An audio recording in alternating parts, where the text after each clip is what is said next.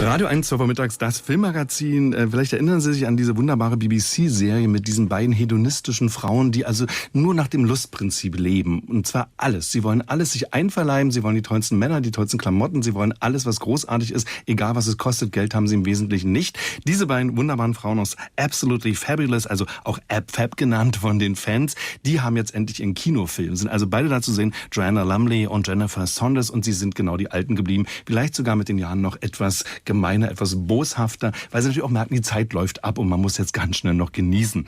In diesem Film, den wir jetzt also in den Kinos sehen, der ist jetzt bei uns angelaufen, hören wir in der deutschen Fassung eine sehr prominente Stimme. Und wenn wir genau hinhören, dann erkennen wir diese Stimme sogar vor allem, aber haben wir sie singend im Ohr. Sie hat 2014 mit ihrem großen Sieg eben beim European Song Contest eben, ich denke mal, sogar ein bisschen die Welt mit verändert. Zumindest hat sie einen neuen Blick geschaffen, einen anderen Blick, als eine faszinierende Kunstfigur. Und so sitzt sie jetzt auch vor mir, also fantastisch angezogen, weißer Dress, dann natürlich diese langen schwarzen Haare und der Bart. Freue mich sehr, dass sie bei uns ist. Conchita Wurst. Vielen Dank für die Einladung. Hallo. Schön, dass du da bist. Du sprichst in diesem Film ein Supermodel, Jordan Dunn. Genau.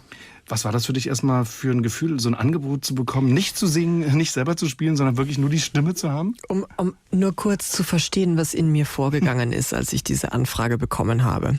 Ich war eingeladen zur London-Premiere und konnte dort nicht hin und war am Boden zerstört. Denn ich bin ein riesen Ab-Fab-Fan, schon sehr, sehr lange. Ich bekam das Angebot und ich weiß noch, dass mir mein Team gesagt hatte, du hast ein Angebot für eine Synchronstimme für Absolutely. Und ich, ja, mache ich, ja.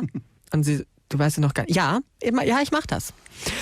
Mir ist das sehr, sehr wichtig gewesen, denn ich habe mich natürlich zum einen geehrt gefühlt, dass ich überhaupt gefragt werde. Dann darf ich auch noch diese wunderschöne Frau besprechen, die unfassbar erfolgreich ist und aussieht wie eine Göttin. Man merkt, wir haben nicht viel gemeinsam.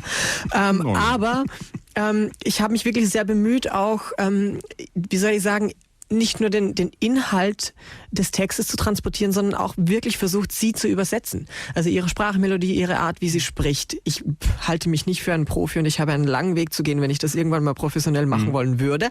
Aber es ist was ganz, ganz Spezielles. Denn ich habe schon einmal synchron gesprochen, aber für einen fiktiven Charakter. Das ist natürlich ein bisschen leichter. Den kann man auch ein Stück weit miterfinden. Aber wenn es die Person schon gibt, dann gibt es da nicht viel Spielraum.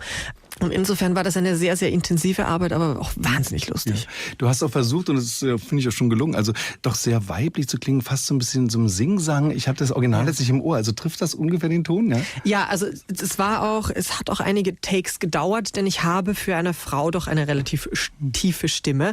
Am Ende des Tages bin ich ja eben nur ein Mann mit Perücke.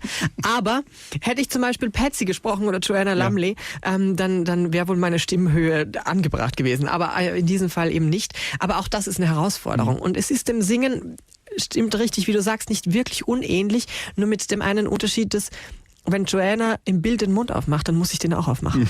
Da ist nicht Timing, Phrasing und irgendwie herumprobieren, sondern das muss dann auf die Millisekunde stimmen. Das muss sitzen. Du hast gesagt, du bist auch ein großer Fan von Ab-Fab. Woran liegt das? Was magst du an diesen beiden höllischen Frauen? Also ich liebe den britischen Humor aus vielerlei Gründen. Gerade, also für alle, die Absolutely Fabulous nicht kennen, es erzählt von einer tiefen Freundschaft zweier Frauen. Aber auch von einer Mutter-Tochter-Beziehung, die, wenn man es so ausdrücken möchte, falscher nicht sein kann. Und die Art und Weise, wie die zwei miteinander sprechen, sehr, sehr derb und tief ehrlich. Das ist unterhaltsam, aber manchmal ertappt man sich dabei zu überlegen, darf ich denn jetzt eigentlich lachen? Weil das war jetzt gerade wirklich extremst niveaulos. Und das finde ich so schön, dass Comedy das auslösen kann. Sich einen Schritt zurückzugehen und darüber nachzudenken, was das denn eigentlich bedeutet, wenn das die Wahrheit wäre. Und das finde ich wirklich toll und das macht Jennifer Saunders einfach mit einer Brillanz, nicht nur platten Humor abzuliefern, sondern auch eine Chance, ein Gespräch zu kreieren. Ja. Ich finde übrigens auch bei allem Humor, und das ist ja wirklich, wie du sagst, teilweise auch richtig krass, was da passiert, es ist immer auch ein lustiges Nachdenken über Frauenrollenbilder, weil die beiden, einerseits sind sie ja natürlich männersüchtig und genusssüchtig, auf der anderen Seite haben sie aber auch so ein freches weibliches Selbstbewusstsein. Sie nehmen sich das, was sie wollen. Also irgendwie sind sie dann auch wieder, finde ich, Vorbilder. Absolut. Also vor allem, wenn man daran denkt, wann die erste Staffel tatsächlich on air ging und dass der zweite Charakter Patsy als transsexuell dargestellt wird. Ja. das ist revolutionär. Das hat sich zum einen mal zwei starke Frauen so zu positionieren, als wären sie Männer. Und das muss man leider so sagen, so schade es klingt. Und dann noch einen transsexuellen Charakter, auch wenn man nicht genau weiß, ob es jetzt nur erfunden ist oder wie auch immer. Aber es wird immer wieder thematisiert und es wird zum Thema gemacht. Wieder, genau. Ja. Das ist so unglaublich toll, diese Arbeit. Und wie kann man sich da nicht verlieben? Und ich sage auch immer sehr gerne, Patsy ist, wenn ich groß bin, will ich so werden wie sie. Jetzt sitzt du ja, ich habe das ja gesagt, hier schon vor uns wunderbar geschminkt. Ich frage mich, wie lange brauchst du da morgens für? Und hast du vielleicht sogar dadurch, dass du jetzt weißt, wie aufwendig das ist, einen anderen Respekt auch noch vor Frauen, die das ja teilweise jeden Tag machen? Du machst das, glaube ich, nicht jeden Tag. Ich mache das nicht jeden Tag. Ich schminke mich tatsächlich nur, wenn ich aufgrund meines Namens irgendwo hinkomme. Also wenn ich jetzt privat herumlaufe, dann schminke ich mich nicht, dann habe ich eine Jogginghose an und im besten Fall eine Unterhose. Und dann bist du Thomas Neubert. Genau, so ist es. Ich brauche ungefähr eine Stunde, aber ich muss auch sagen, wenn es um mein Gesicht geht, dann glaube ich an der Uniform. Also viel wird hier nicht experimentiert. Ich weiß, welche Wimpern mir stehen, ich weiß, welche Farben mir stehen und das variiert eben im kleinsten Rahmen. Ja, ich habe wahnsinnig viel über das Frausein gelernt, soweit mir das als Mann möglich ist. Jetzt kommen wir wieder in eine sehr, sehr ernste Ecke. Was von Frauen abverlangt wird, gesellschaftlich gesehen, ist für mich schon wirklich ein großer Aufwand. Und ich habe ja immer noch die Möglichkeit zu sagen, ja, aber dann mache ich es eben heute anders oder nicht. Und ich muss mich ja auch an der Nase nehmen. Ich schminke mich ja auch. Ich stelle ja auch in meiner Wahrnehmung eine Frau dar, die Modebewusstsein hat und auf Make-up abfährt und die Haare schön und alles irgendwie stimmt und passt und sitzt. Aber eben, das ist wieder dieses Ding von Unterhaltungsbranche, aber ich kann es auch einen Schritt zurückgehen und eigentlich zu sagen, was ich hier mache, ist nicht essentiell für unsere Gesellschaft. Ich habe einige Freunde, die ich mitunter vielleicht auch nicht ganz freiwillig einmal in ein Kleid gesteckt habe, weil ich ihnen gesagt habe, es wird, und wenn es nur ein Abend ist, es wird deine Perspektiven ändern. Und das ist passiert. Und je nachdem, wie meine Freunde dann eben aussahen oder welchen Charakter sie dargestellt haben, haben sie ihre Erfahrungen gesammelt. Ja. Aber es tut etwas und ich kann das jedem nur empfehlen und deswegen liebe ich Karneval, Halloween und wie das. Und das kennt auch jeder. Wenn man sich verkleidet und wenn es nur eine Augenklappe ist, du bist an diesem Abend eine etwas andere Person. Und das ist so eine große Möglichkeit, deinen Horizont zu erweitern, dass ich jedem nur empfehlen kann, einmal eine Perücke und Mascara zu tragen. 1992 war das übrigens, so lange ist es jetzt schon her, als die allererste Staffel gelaufen ist in der BBC. Jetzt also der Kinofilm Absolutely Fabulous. Wir reden auch gleich weiter darüber.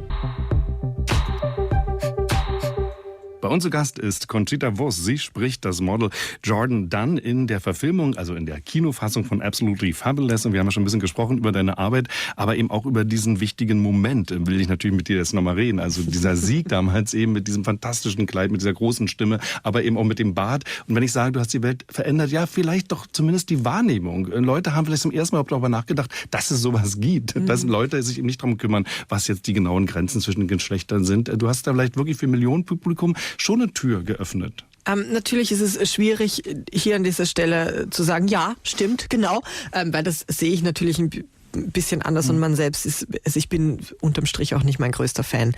Aber das ist ja erstmal gesund, glaube ich. Aber ich denke, dass ich doch mit meiner Art, wie ich Drag mache, also Travestie mache, doch in eine Richtung gegangen bin, die man vielleicht in Mitteleuropa, in Amerika ist ein anderes Thema, vielleicht in Mitteleuropa so noch nicht kannte. Man kennt, und das sage ich mit vollem Respekt, Olivia Jones und wie sie alle heißen, in dieser Art von Drag, die sehr, sehr groß ist, sehr bunt ist und eben klar dasteht, wenn Olivia Jones im Raum ist, dann erfüllt sie diesen Raum. Und ich habe wirklich eher, wie soll ich sagen, ich wollte die Illusion einer Frau so perfekt machen, mit meinem Look, mit dem Haar, mit allem drumherum und habe es dann mit diesem Bart gebrochen, um zum einen, um ganz ehrlich zu sein, mich selbst zu unterhalten, denn das war meine Instanz, als ich damals die bärtige Frau erfunden habe. Das war fernab von, ich mache hier ein sozialpolitisches Statement. Nein, das war nur, um mich zu unterhalten und das kleine Publikum, für das ich damals spielen durfte. Aber es wurde viel, viel mehr und es freut mich auch, dass eben etwas Gutes entstanden ist, auch wenn es für mich nachblickend oder zurückblickend nur in diesem Moment war. Denn heute befinden wir uns in einer Gesellschaft, wo ich mir denke, vor 2014 waren wir, keine Ahnung, kurz davor, das Wiener Parlament rosa zu streichen, weil wir alle jetzt ach so akzeptierend und tolerant sind. jetzt haben wir eine Rechtsbewegung, wo ich sehr besorgt bin. Und darum ist es immer ein bisschen schwierig, das anzunehmen. Aber natürlich war es ein sehr, sehr spezieller Moment. Das möchte ich natürlich nicht abstreiten. Und der hat dich eben auch dann so bekannt gemacht. Und was du gerade angedeutet hast, das ist ja für dich im Nachhinein, also auch in den Jahren eben nach diesem großen Erfolg, ganz typisch. Also du hast dich zur Präsidentenwahl geäußert in Österreich. Du hast jetzt gerade ja wieder schon etwas gesagt eben über dieses Rollback, das wir erleben. Das Nicht-Einlösen von Schwulen und Lesbenrechten. Also warum ist dir das neben deiner schillernden Figur, dieser Kunstfigur, ich nenne das mal noch eine Kunstfigur, ebenso wichtig, dich dahinter noch immer wieder zu äußern? Ich finde nicht, dass alle Künstler jetzt zwingend sich politisch äußern müssen oder sich genötigt fühlen, jetzt versuchen, eine Meinung zu vertreten. Also es ist auch absolut legitim, einfach nur Unterhaltung zu produzieren.